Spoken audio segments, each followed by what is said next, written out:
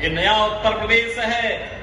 1 करोड़ परिवारों को, निराश्रित महिला, दिव्यांगजन और वृद्धजनों को 12,000 रुपए सालाना पेंशन की सुविधा का लाभ उत्तर प्रदेश में उपलब्ध करवाया जा रहा है।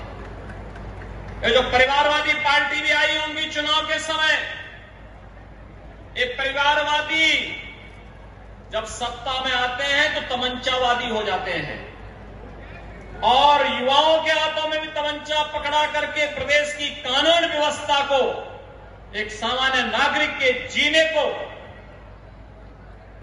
अधिकार को जबरदस्ती हड़प लेना चाहते हैं। लेकिन आज उत्तर प्रदेश में बदलाव आया है भाइयों बहनों। आज उत्तर प्रदेश में युवाओं के हाथों में तमंचे नहीं, टैबलेट है। टैबलेट 2 करोड़ युवाओं को उत्तर प्रदेश में वर्तमान में टैबलेट उपलब्ध करवाया जा रहा है और टैबलेट के माध्यम से आज उत्तर प्रदेश का युवा अपने टैलेंट को टेक्नोलॉजी और ट्रेनिंग के साथ जोड़ करके उत्तर प्रदेश को नए भारत का नया उत्तर प्रदेश बनाने में योगदान दे रहे हैं। स्थिति क्या थी?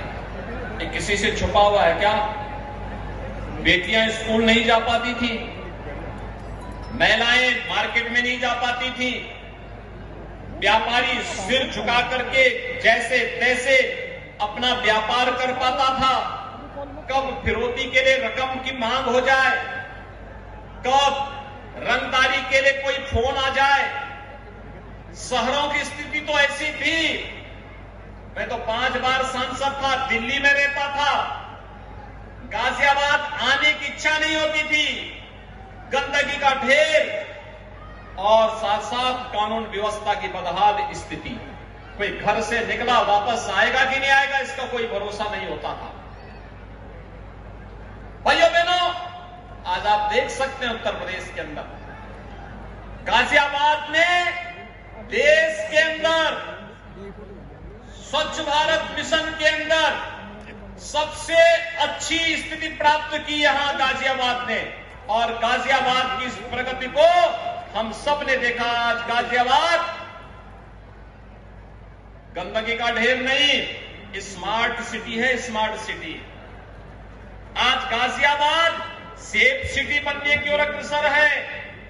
हमने पुलिस रिफॉर्म करते हुए पुलिस कमिश्नरेट सिस्टम गाजियाबाद में लागू कर दिया है और गाजियाबाद म्युनिसिपल कॉर्पोरेशन, मेरठ से दिल्ली की दूरी 4 घंटे में, गाजियाबाद से दिल्ली सटा हुआ है लेकिन इस दूरी को तय करने में 2 घंटे लग जाते थे। आज भाइयों बहनों, मेरठ से गाजियाबाद 12 लेन का हाईवे तो तैयार हो चुका है, वह कब प्रारंभ भी हो चुका है। अब अगले महीने रैपिड रेल को भी शुभारंभ करने जा रहे हैं। रैपिड रेल इस दूरी को और कम कर देगा। जिस दूरी को तय करने में 4 घंटे लगते थे, अब मात्र 40 से 45 मिनट की दूरी में इस दूरी को तय किया जा सकता है। आज गाजियाबाद में अपना मेट्रो है।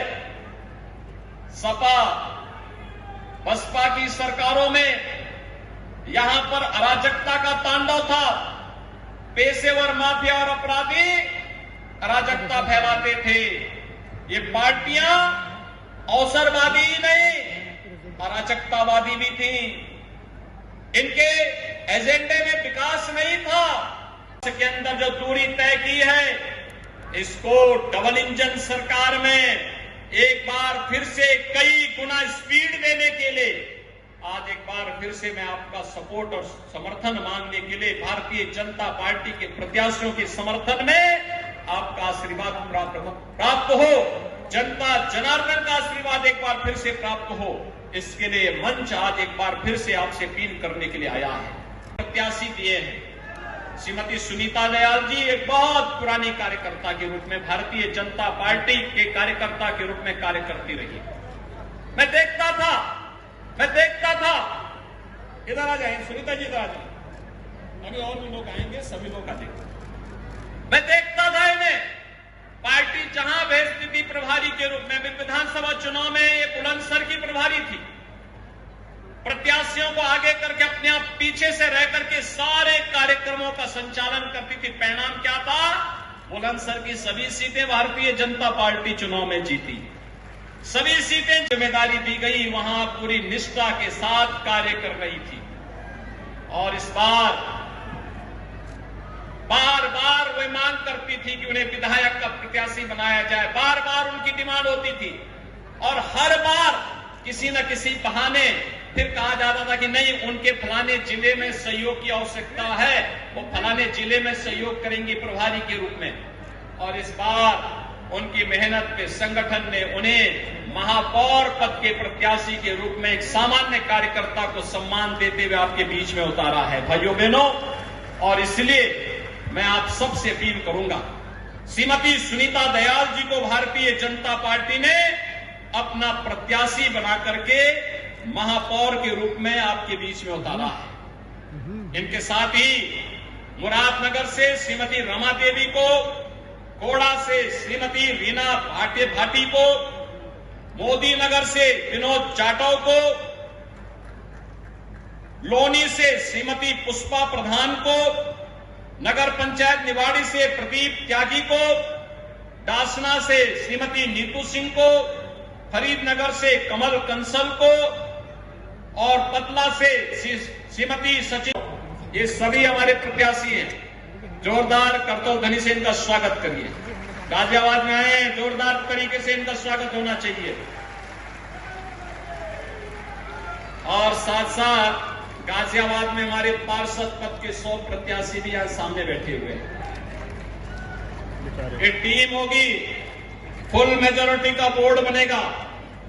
इसके लिए आप सबसे प्रार्थना करने के लिए, आपका आशीर्वाद लेने के लिए, जनता जनार्दन का आशीर्वाद लेने के लिए मंच और हमारे प्रत्याशी आपके बीच में उतरे हैं। भाइयों बहनों, मेरी आप सबसे अपील होगी, देखिए तो खोड़ा और लोनी के मतदाताओं से भी अपील करूंगा। मेरा थोड़ा चुनाव प्रचार में कर्नाटक में मुझे जाना था, नहीं तो मैं खोड़ा और लोनी में जरूर जाता। हर घर नल की योजना से हम लोग कार्य कर रहे हैं, अमृत योजना में। और कोई घर ऐसा नहीं होगा जहां शुद्ध पेयजल हम न पहुंचा दें और जहां पे सीवर लाइन का कनेक्शन उपलब्ध करवा दें। हर एक जगह उपलब्ध करवाने का कार्य करेंगे। ये पैसे जितने चाहिए विकास के लिए, हमारे सांसद विधायकगण उतना पैसा लाएंगे। हमारे महापौर, हमारे चेयरमैन, उनका बोर्ड उस पैसे को विकास के कार्य के साथ जोड़ करके जनता की बुनियादी सुविधाओं को आगे बढ़ाने का कार्य करेंगे। और इसलिए मेरी आप सबसे अपील है, इन सभी पदाधिकारी और कार्यकर्ताओं को जिन्हें भारतीय जनता पार्टी ने अपना प्रत्याशी बनाया है, भारी बहुमत से विजयी बनाने के लिए अपना आशीर्वाद दें। आप सभी सहमत हैं? दोनों हाथ उठा करके अपना समर्थन दीजिए। जहां तक मेरी आवाज जा रही है, दोनों हाथ उठा करके बोलेंगे मेरे साथ, भारत माता की, भारत माता की।